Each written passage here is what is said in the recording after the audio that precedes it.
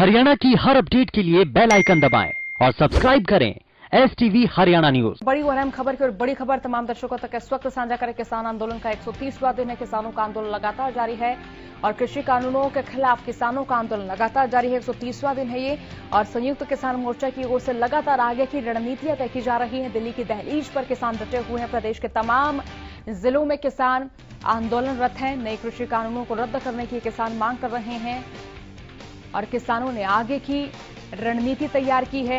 किसान लगातार दिल्ली की दहलीज पर डटे हुए हैं। संयुक्त किसान मोर्चा की ओर से लगातार आगे की रणनीतियां तय की जा रही हैं।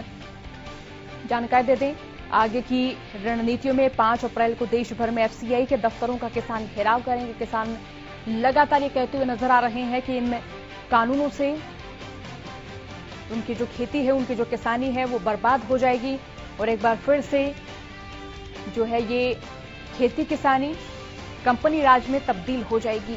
तो किसान 5 अप्रैल को देश भर में FCI के दफ्तरों का घेराव करेंगे। 10 अप्रैल को KMP को ब्लॉक करेंगे। 13 अप्रैल को दिल्ली की सीमाओं पर वैशाखी का पर्व मनाएंगे किसान। 14 अप्रैल को संविधान बचाओ दिवस मनाने का फैसला किया गया है। मई के पहले पखवाड़े में संसद कूच करेंगे किसान। तो चलिए, इसी बीच किसानों का आंदोलन लगातार जारी है। रुख कर लेते हैं संवाददाता लाजपत की, जो कि इस वक्त हमारे साथ सोनीपत से लाइव जुड़ चुके हैं। लाजपत से भी जानेंगे कि वहां किसान आंदोलन के चलते क्या कुछ तस्वीर नजर आ रही है। लाजपत, जरा बताएं कि यहां किसान आंदोलन के चलते क्या तस्वीर देखने को मिल रही है। जी बिल्कुल, देखिए 130 दिन हो चुके हैं किसान आंदोलन को चलते हुए और जो काफी बड़ा एक आंदोलन है जो कि दिल्ली की दहलीज पर किसान बैठे हुए हैं, लगातार रणनीतियां बनाते हुए नजर आ रहे हैं। जैसे कि आपने बताया कि लगातार KMP को भी रोकेंगे, दिल्ली के लिए भी कुछ करेंगे और काफी ऐसे प्रोग्राम तैयार किए जा रहे हैं। लगातार जो है आगे समय को बढ़ाया जा रहा है और सरकार के बीच की खींचातानी जो लगातार चल रही है, जो किसान को लगातार जो बैठक नहीं हो पा रही है, इस बात को लेकर आम नागरिक इसमें परेशान है। जो औद्योगिक क्षेत्र है वो काफी परेशान हो चुका है। औद्योगिक क्षेत्र जो फैक्ट्रियां है वो पलायन कर चुकी है, मजदूर जो है वो पलायन कर चुके हैं। तो ये काफी बड़ी एक समस्या बन चुकी है। और लगातार बात करें तो जो देखिए पहले कोरोना का लॉकडाउन, फिर कोरोना के लॉकडाउन के बाद ये किसान आंदोलन, तो आम नागरिक जो बीच का मध्यम का परिवार है वो पिस चुका है। लगातार जो दिल्ली की दहलीज पर किसान जो बैठे हैं और सरकार के जो खींचातानी चल रही है उसको लेकर जो आम नागरिक है, जो मध्यम परिवार का है, वो कहीं ना कहीं इस आंदोलन की वजह से काफी बड़ी पीड़ा सहन कर रहा है। जी लाजपत, इसी बीच देखिए गेहूं की फसल की कटाई शुरू हो चुकी है और इस फसल की सरकारी खरीद की प्रक्रिया भी 1 अप्रैल से शुरू हो चुकी है। तो ऐसे में क्या ये माना जाए कि गेहूं की कटाई अब की बार थोड़ी सी बाधित होती नजर आई, क्योंकि किसान तो दिल्ली की दहलीज पर डटे हुए हैं। जी बिल्कुल, देखिए अगर बात करें तो जो गेहूं की जो कटाई है वो कहीं ना कहीं कंबाइंड जो मशीनें हैं उनसे कटवाए जाएंगे और लगातार उनको लेकर कटवा कर फिर मंडी पर लेकर जाए जाएंगे। और मंडियों की अगर हालात की बात करें तो राई विधानसभा क्षेत्र में जो अभी मंडी की जो लिस्ट आई है, जो 20वां मिल के नाम से है और जो कि यहाँ पर राजीव गांधी एजुकेशन सिटी है, जिसमें कि मंडी की जो जगह जो हर बार लगती है उसको लेकर कहीं ना कहीं सरकार की तैयारी है। लेकिन वहां पर वही बात करें तो जो किसान का जो सोना है वो मिट्टी में मिलता हुआ नजर आएगा, क्योंकि लगातार जो है पक्की कोई मंडी नहीं है। तो ऐसे में लगातार जो किसानों के लिए काफी बड़ी आफत है और सरकार के सामने भी काफी बड़ी चुनौती है, क्योंकि जैसे राकेश टिकैत ने भी कहा था कि अब की बार हम जो फसल है वो सरकार को नहीं देंगे। तो काफी बड़ी ये भी एक चुनौती है, क्योंकि राकेश टिकैत एक काफी बड़ा चेहरा है जिन्होंने ऐलान किया था कि हम जो सरकार को गेहूं की फसल अब की बार नहीं देंगे। तो ये भी काफी बड़ी चुनौती होगी कि जो किसान है वो सरकार के सामने गेहूं लेके जाते हैं या अपने घरों में स्टॉक करते हैं। ये भी एक काफी बड़ी चुनौती है। जी चलिए लाजपत, बहुत बहुत शुक्रिया तमाम जानकारी के लिए। तो इसी बीच रुक कर लेते हैं कालावली की ओर, जहां से हमारे संवाददाता जगदीश प्रजापति इस वक्त हमारे साथ लाइव जुड़ चुके हैं। जगदीश, यहां जरा ये बताएं कि 1 अप्रैल से गेहूं की, सरसों की, चने की जो सरकारी खरीद है वो शुरू हो चुकी है। तो यहां पर मंडियों में क्या व्यवस्थाएं नजर आ रही, किसान के संतुष्ट हैं उन व्यवस्थाओं से? जी नंदनी, बिल्कुल अगर बात की जाए किसानों की, तो किसान बिल्कुल संतुष्ट नहीं है कि भले ही सरकार व कर्मचारी अधिकारी एक बात कह रहे हों कि मंडियों में किसानों के लिए हर प्रकार की सुविधा उपलब्ध है, लेकिन किसानों का यही कहना है कि ना तो सफाई है, ना पानी की व्यवस्था है, ना लाइट की व्यवस्था है। सरकार की ओर से 1 तारीख से बिल्कुल खरीद शुरू कर दी गई हो, लेकिन सरकार का कहीं ना कहीं एक जल्दबाजी फैसला सोनिया देखने को मिला कि पिछली बार का आंकड़ा देखें तो 10 अप्रैल को जो खरीद है शुरू की गई थी और 13 अप्रैल से जो गेहूं है वो मार्केट में आना शुरू हुआ था। लेकिन अगर सिरसा जिला की बात करें तो सिरसा के डबा वाली को छोड़कर किसी भी मंडी में गेहूं की फसल नहीं आई। सरसों की फसल है जो बम्पर आई हुई है, क्योंकि सरसों की फसल भी किसान है जो सरकारी खरीद पर नहीं देना चाह रहे, प्राइवेट खरीद जो चल रही है, क्योंकि प्राइवेट अगर सरकार खरीद की बात की जाए तो 4400-4500 रुपए की खरीद लगभग रेट है, और अगर प्राइवेट की बात की जाए तो 6600 रुपए रेट चल रहा है। कहीं ना कहीं किसान है जो गेहूं मार्केट में नहीं लेकर आ रहा है। जी नंदनी। तो इसी बीच जगदीश, किसान जो है वो मंडियों की अव्यवस्थाओं को लेकर अपना असंतोष जाहिर कर रहे हैं, लेकिन अगर किसान आंदोलन के यहाँ असर की बात करें तो कितना असर माने यहाँ पर?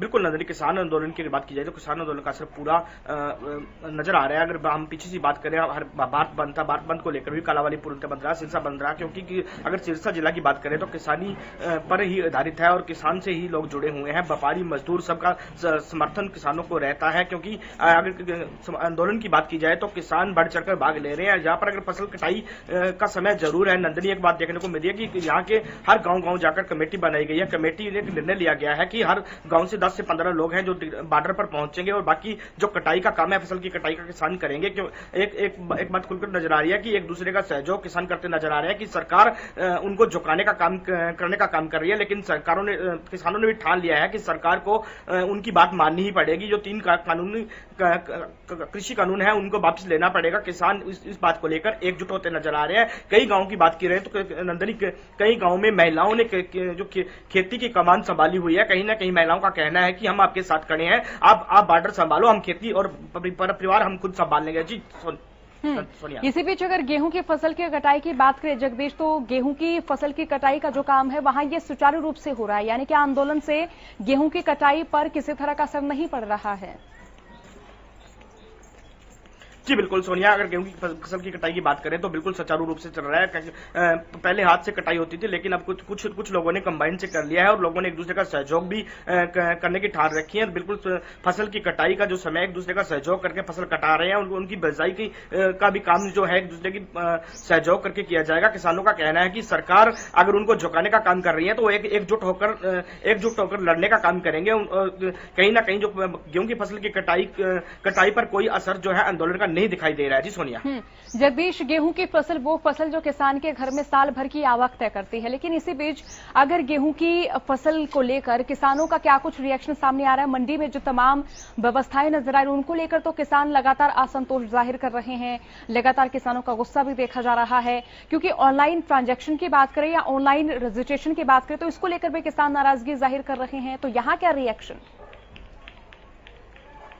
सोनिया, बिल्कुल अगर रजिस्ट्रेशन की बात करें तो लगभग सिरसा जिला की कालाबाली मंडी एक ऐसी मंडी है जिसमें सबसे कम रजिस्ट्रेशन हुआ है और किसानों का यही कहना है कि वो रजिस्ट्रेशन नहीं करवाएंगे, बल्कि सरकार ने 5 और 6 तारीख को पोर्टल खोला हुआ है। रजिस्ट्रेशन करवाने के लिए सरकार के अधिकारी, कर्मचारी एवं जो भाजपा के कार्यकर्ता है लोगों को जागरूक कर रहे हैं, लेकिन किसान है, किसानों का यही कहना है कि वह फसल रजिस्ट्रेशन नहीं करवाएंगे और अपनी जो फसल है उसको मंडियों में जरूर लेकर आएंगे। बेचने की बात है, ऑनलाइन ट्रांसलेशन की बात है, वहां पर किसानों का यही कहना है कि अगर ऑनलाइन ट्रांसलेशन ना सरकार पहले दे 24 घंटे में पेमेंट देने की बात सरकार कह रही है, ना तो पहले दे पाई है और ना ही अब भी दे पाएगी। किसानों का यही कहना है कि 24 घंटे में उनकी फसल खरीदी भी नहीं जाएगी।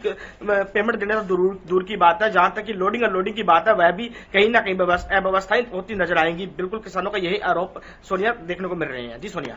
चलिए, बहुत बहुत शुक्रिया जगदीश तमाम जानकारी के लिए। और इसी बीच शुरू कर लेते हैं पिहोवा की ओर, जहां से गगन हमारे साथ इस वक्त जुड़ चुके हैं। गगन, यहां गेहूं की फसल की कटाई की बात करें तो किस तरह से गेहूं की फसल की कटाई चल रही है? आंदोलन का असर क्या फसल की कटाई पर पड़ता नजर आ रहा है यहां आपके क्षेत्र में? जी देखिए सोनिया, मैं आपको बताना चाहूँगा, गेहूं की फसल की कटाई का समय आ चुका है। तो जो किसानों के द्वारा यहाँ पर रणनीति बनाई गई है कि जो लोग वहाँ दिल्ली बॉर्डर पर बैठे हुए किसान बैठे हैं, तो उनकी जो परिवार की हेल्प की जाएगी इस गेहूं कटाई को लेकर। और बात की जाए तो किसी भी प्रकार की कोई भी अगर दुविधा आती है तो उनके परिवार के साथ खड़ा जाता है जो दिल्ली बॉर्डर पर बैठे किसान है। जी अगर यहाँ मंडियों की बात करें तो क्या मंडियां सुचारू रूप से चल रही हैं गगन?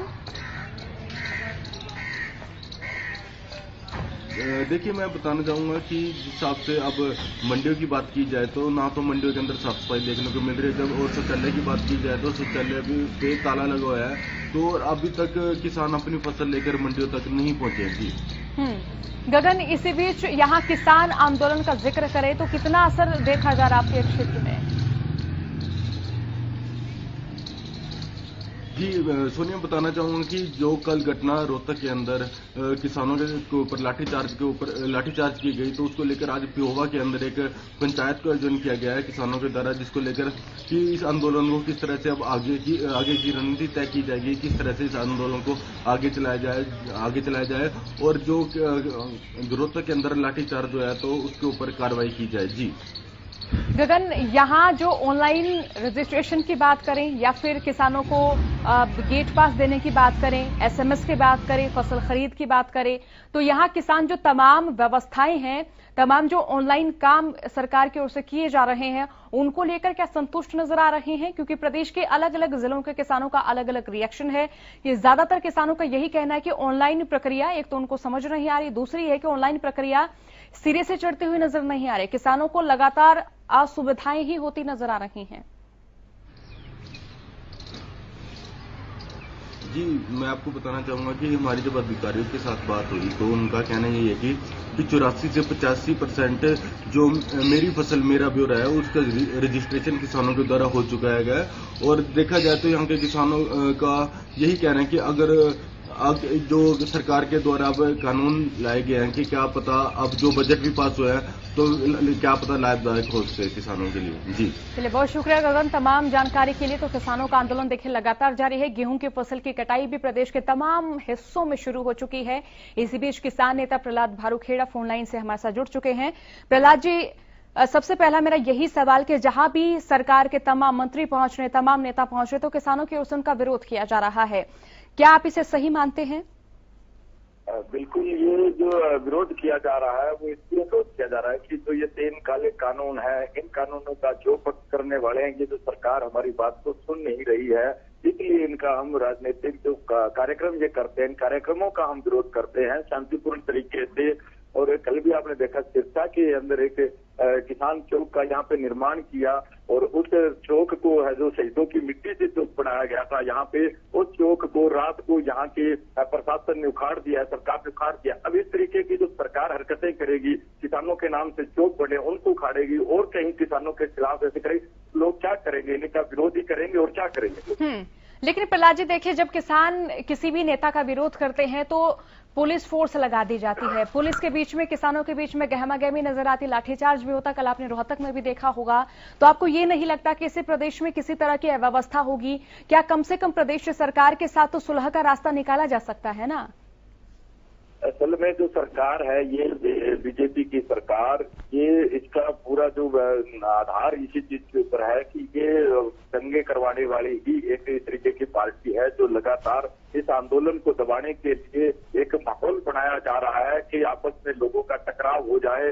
जानबूझ के इस तरीके की ये स्थितियां पैदा कर रही है ये सरकार, जबकि इनको चाहिए कि किसानों के साथ बैठ के ये बातचीत करे और जो देश की जनता की आज मांग है उन मांगों के ऊपर चर्चा करे, उनकी मांग को पूरा करे कि उनको सुना इसलिए। लेकिन ये तो जनता की बात सुनने के बजाय उनके ऊपर लट चलाने का काम कर रहे हैं, उनकी आवाज को सुनने के बजाय उनको दबाने की कोशिश की जा रही है।